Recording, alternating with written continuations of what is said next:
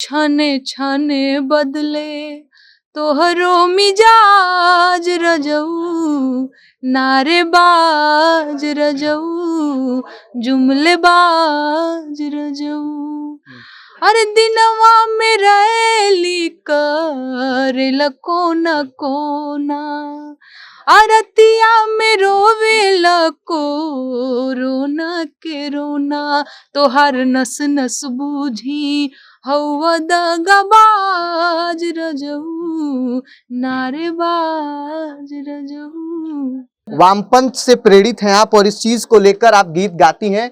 वामपंथी जो है वो पूरा झलकता है आप में, क्या इसका मानना है? देखिए, सबसे पहले चीज कि मैं दक्षिणपंथी वामपंथी जैसी चीजें मैं जानती ही नहीं हूँ। मैं एक लोक गायिका हूँ और अगर जनता की आवाज उठाना, जनता के गीत गाना वामपंथ है तो आप मान लो कि हाँ मैं हूँ वामपंथी। अगर जनता के गीत गाना दक्षिणपंथ है तो मान लो कि मैं दक्षिणपंथी हूँ। साहेब के पाकल पाकल दाढ़ी के दढ़िया कमाल कइले बा, अरे हीरे दढ़िया पे हिले कलकत्ता, हिले कलकत्ता हिले ला कलकत्ता, लमहर लमहर दाढ़ी गुजरात ले बंगाल कइले बा, साहेब के पाकल पाकल दाढ़ी की दढ़िया कमाल कइले बा। एक कोई बेहुदा टाइप का इंसान था, वो मुझे कॉल करके बता रहा था ऐसे तुम ऐसे कैसे गा सकती हो। मैंने कहा रखो यार, मुझे जो करना है वो मैं तय करूंगी, आप थोड़ी तय करोगे।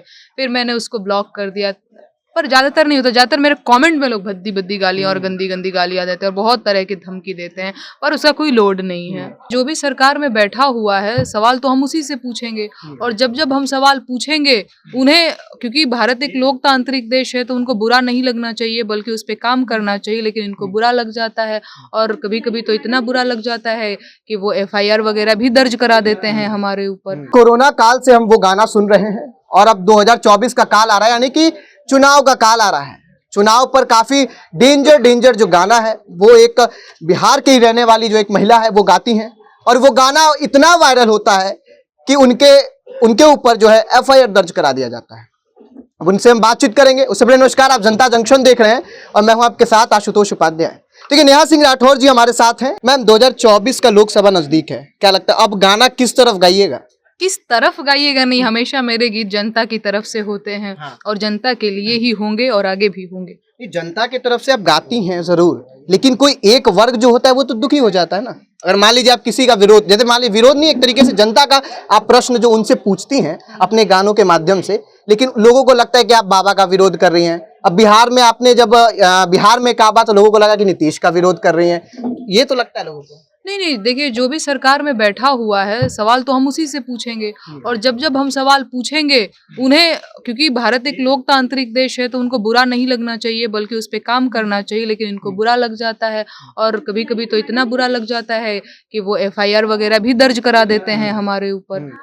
तो इस पे आप क्या कहना चाहेंगे?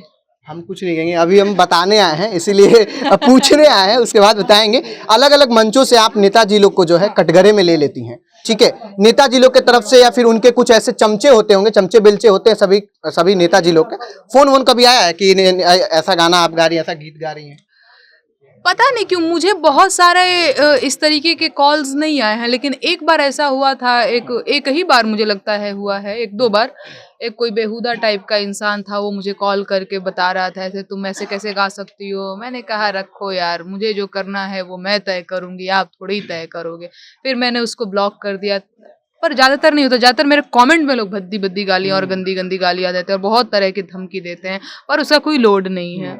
जुमलेबाज रजऊ एक गाना था आपका, ठीक है, काफी प्रसिद्ध हुआ था। वो गाना का बोल क्या था और उस समय का जो उस समय का ये परिभाषा था या फिर परिदृश्य था, उसमें क्या कुछ था? देखिए, उस टाइम का परिदृश्य ये था कि कोरोना का टाइम था। कोरोना के टाइम पे जहाँ पे ये कहा जा रहा था कि 2 गज दूरी, मास्क है जरूरी, वहां पे अब दिन रात अगर रैली करोगे, चुनावी रैली, चुनावी समय था, तो जनता सवाल तो आपसे करेगी और कोई करे ना करे, मेरे लोक गीत तो हमेशा आपसे प्रश्न खड़ा करेंगे। तो मैंने गाना गाया था, छाने छाने बदले तोहरो मिजाज रजऊ, नारेबाज रजऊ, जुमलेबाज रजऊ। अरे दिनवा में रहेली करेला कोना कोना, आरतिया में रोवेला कोरोना के रोना, तोहार नस नस बूझी हौवा दगाबाज रजऊ, नारेबाज रजऊ। जिनके बारे में आप गीत गाती हैं, समझ तो सब लोग जाते हैं, ऐसा नहीं है लोग नहीं समझ पाते हैं। और जब एक समय उनका था जब दाढ़ी काफी ज्यादा बढ़ा हुआ था, और दाढ़ी जब बढ़ा हुआ था तो बहुत सारा मीम्स भी वायरल हो रहा था। बंगाल का चुनाव था, वेस्ट बंगाल का, तो उस वक्त ममता बनर्जी से रिलेट होता था या फिर किसी अलग तरीके से रिलेट करता था लोग, और उस समय चुनावी माहौल था और कोरोना भी था। सड़कों पे लोग पैदल चलकर अपने अपने घर आ रहे थे, हजारों लोग किलोमीटर चल रहे थे, सैकड़ों किलोमीटर चल रहे थे। एक तरफ आप गाई थी कि साहेब के दरिया पर हिलेला कलकत्ता, तो उस गाने का बोल क्या था, क्या सोची थी कि ये गाना निकाल दी? हाँ, कुछ ऐसा गाना था, साहेब के पाकल पाकल दाढ़ी के दढ़िया कमाल कइले बा, अरे हीरे दढ़िया पे हिले कलकत्ता, हिले कलकत्ता हिलेला कलकत्ता, लमहर लमहर दाढ़ी गुजरात ले बंगाल कइले बा, साहेब के पाकल पाकल दाढ़ी के दढ़िया कमाल कइले बा।